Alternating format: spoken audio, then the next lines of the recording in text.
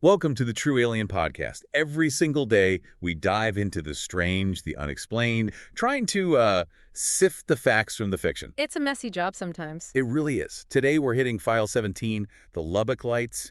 Get ready for a paranormal probe. Lubbock, Texas, 1951. This one's a classic for a reason. Totally. So what happens when you get, highly respected scientists witnessing something utterly bizarre? Let's dig in. Well, that's what makes Lubbock stand out right away, isn't it? The witnesses. These weren't just random folks. No way. We're talking 4 professors from Texas Technological College. Texas Tech. Right, and these guys had serious credentials. Exactly. Dr. Oberg, chemical engineering. Dr. Ducker, petroleum engineering. Dr. Robinson, geology. Professor Garlack, engineering. These are people trained to observe, to analyze. People who know what they're looking at, generally speaking. Precisely. Not folks easily fooled by, say, weather balloons or... Well, we'll get to that. Oh, we'll get to that. So picture this. It's August 25th, 1951. These professors are just chilling in Professor Robinson's backyard. Maybe having a beer. I don't know. Probably just enjoying the night sky. Winding down. And then, boom, the sky just serves up something completely nuts. Yeah, a perfect semicircle, perfectly formed. Of what, maybe 20, 30 lights? Somewhere in that range, yeah. And they described them as faint, kind of greenish blue. Greenish blue. And the key things. Totally silent. Dead silent. And moving fast. Faster than any jet they knew of back then. Which, in 51, jet technology was advancing, but this was something else. Something else entirely. And it wasn't just one quick flash. They saw multiple formations that night. Multiple formations? That's wild. It wasn't just a one-off weird cloud. No, this suggests structure, maybe even intent, not just random. And the formations themselves changed, right? Started as a semicircle. And later sightings, including by others, often described V-shapes. That organized pattern is hard to just brush off. And that silence. I keep coming back to that. Think about it at high speed. No sound. It doesn't compute with 1950s tech. It really doesn't. It challenges basic physics as we understood it then, and even now, frankly. And that distinctive color, too. Greenish blue, or sometimes yellowish white in other reports. It paints a picture that's definitely not your standard aircraft. And importantly, it wasn't just the professors. Right. That's crucial. Over the next few weeks, loads of people in and around Lubbock started reporting seeing the same kind of thing. Similar formations, similar lights. It became a real local phenomenon. People were talking. Absolutely. It wasn't confined to one backyard. Yeah. This suggests whatever it was making repeated appearances over the area. Enter Carl Hart Jr. Yes, the kid with the camera. A freshman at Texas Tech. Uh-huh. He hears all the buzz, grabs his Kodak 35mm. Which, bless him for trying. Photography wasn't exactly point and shoot easy back then, especially at night. Totally. So August 30th, he manages to snap 5 pictures. No, we gotta be honest, these photos are, they're blurry. Yeah, they're not exactly crystal clear HD. But they do show these V-shaped arrangements of lights.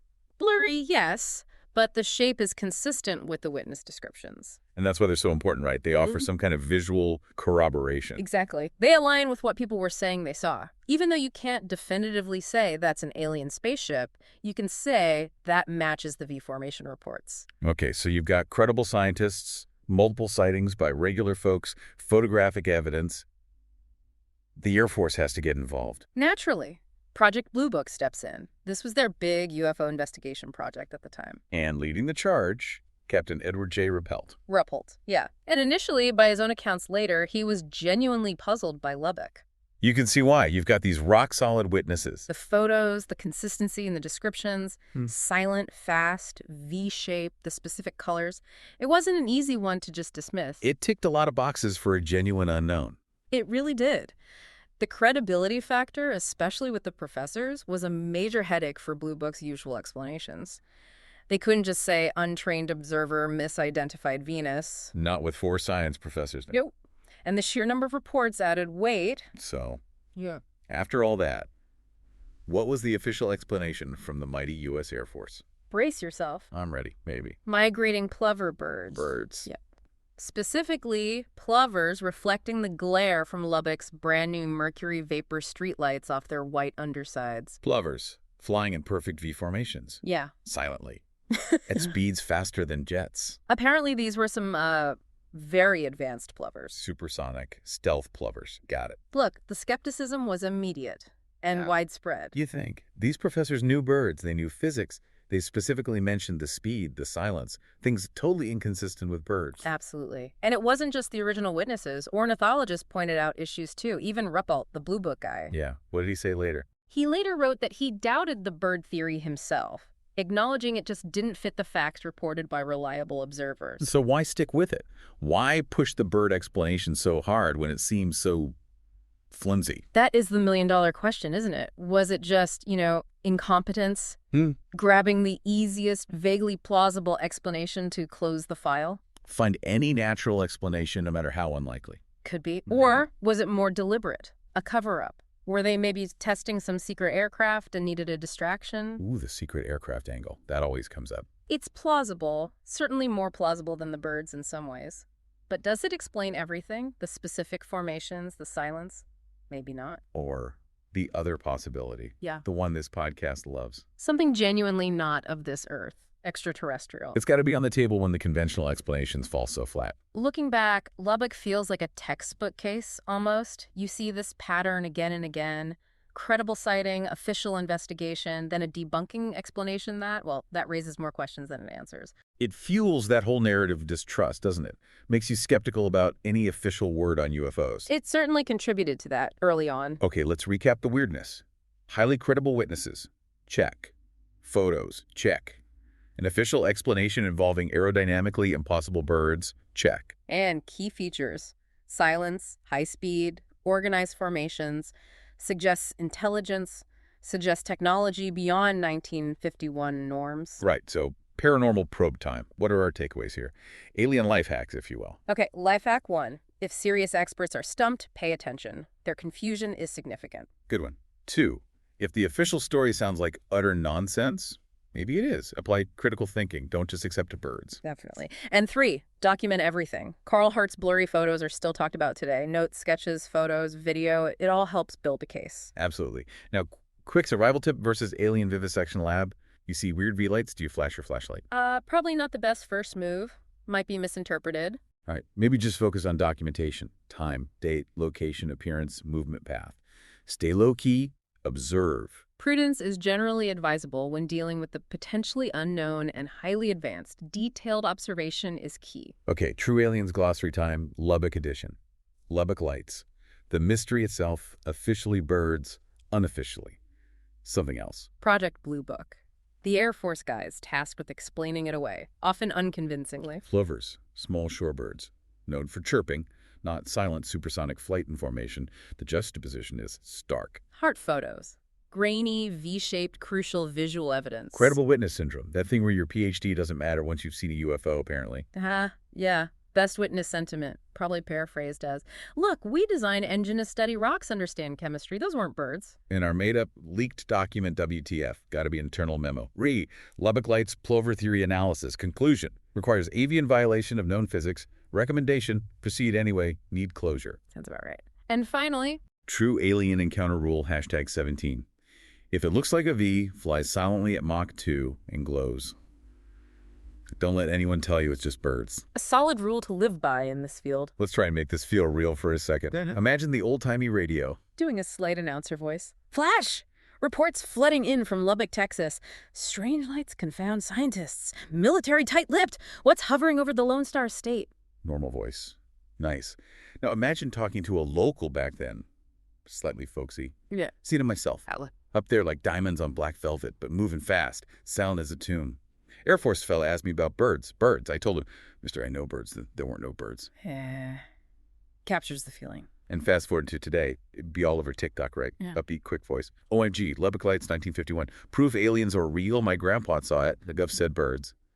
LOL, they're hiding something huge. #LubUFO, #alien cover-up, #not birds. It shows how these stories persist, how the disbelief in the official line just doesn't fade. That contrast is powerful. Time for some brain candy and WTF USO trivia. Those profs. Not just any profs, like heads of departments.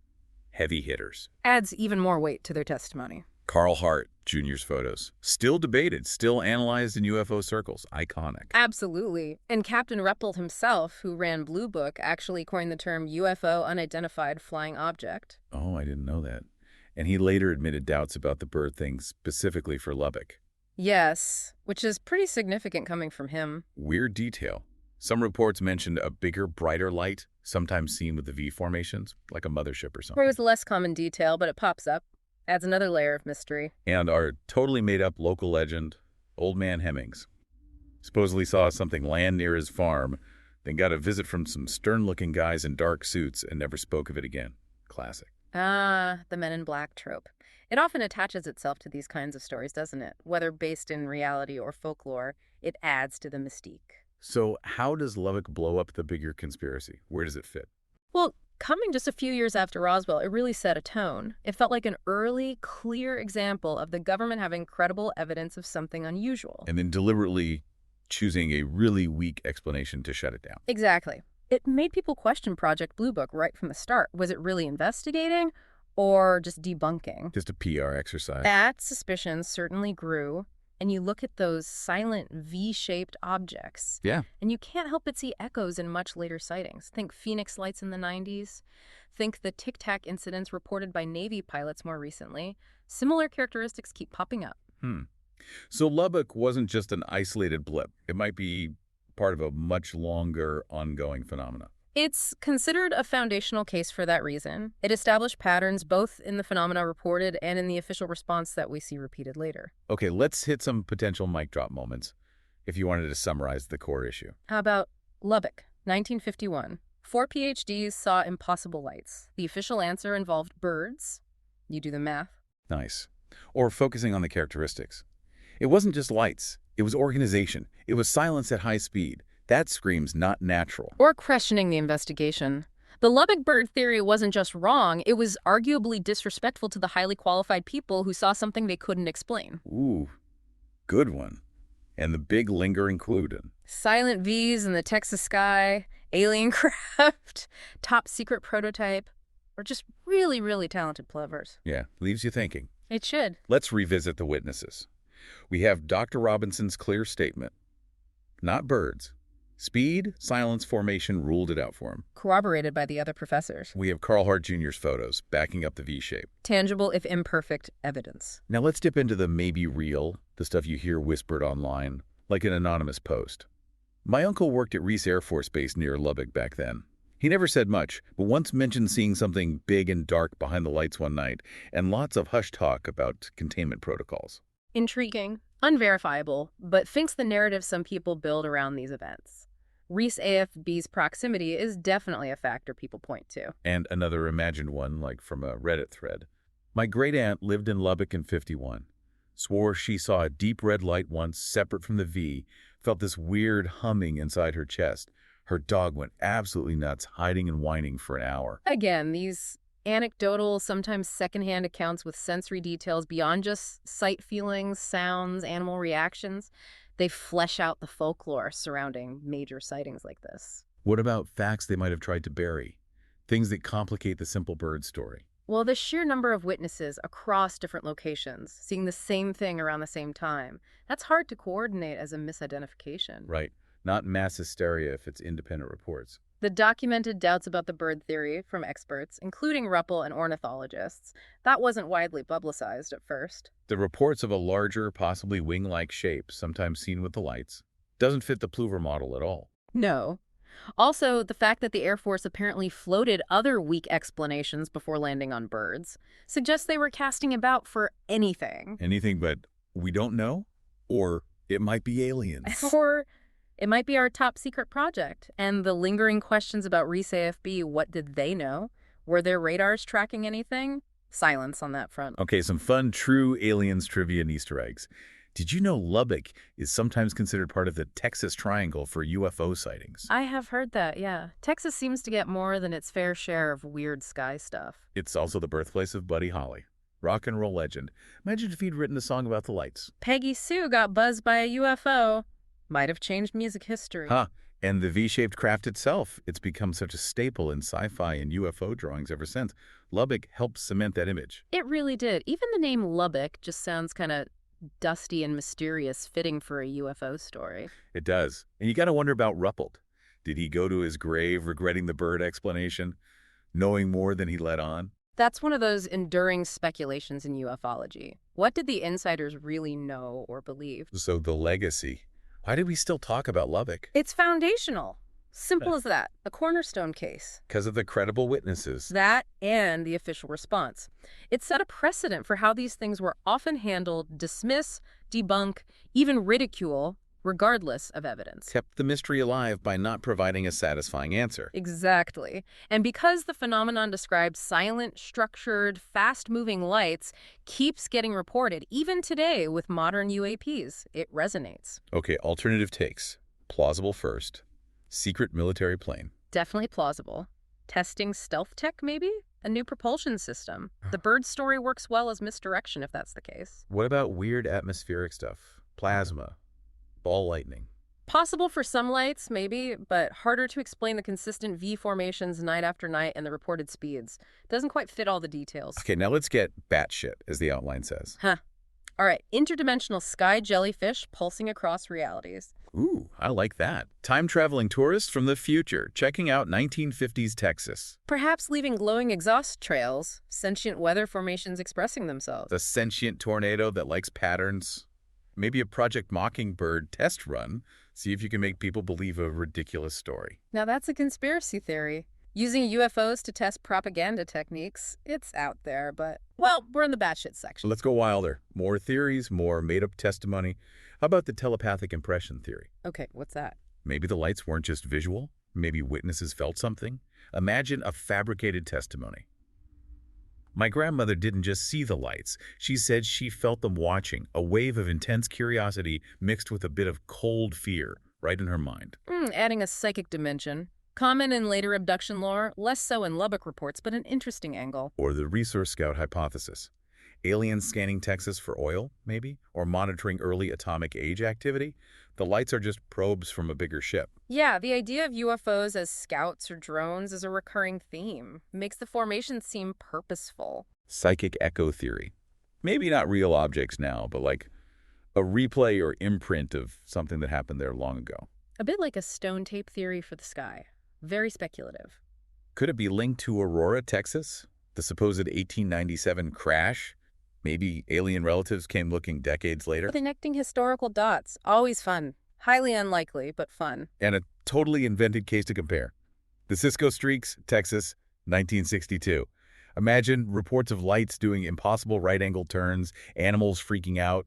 Official explanation, reflections off high-altitude geese. The classic, it's just birds, but fancier birds this time explanation. It highlights the pattern of dismissive official narratives. So at the end of the day, Lubbock, birds. Seriously, it feels like an insult to those professors. But it does seem dismissive of their expertise and careful observations. Secret tech. Maybe. It's a contender. Aliens. Well, when you rule out the impossible... Whatever remains, however improbable, must be considered. The question absolutely lingers. What we know for sure. Smart people saw something weird. The government gave a weird answer. And that's why we keep asking questions. Absolutely. Keep looking up, keep questioning, and don't automatically accept the easy answer, especially when it involves supersonic plovers. You've been listening to the True Alien Podcast. We'll be back tomorrow with another paranormal probe. Stay skeptical, everyone. The truth, whatever it is worth seeking.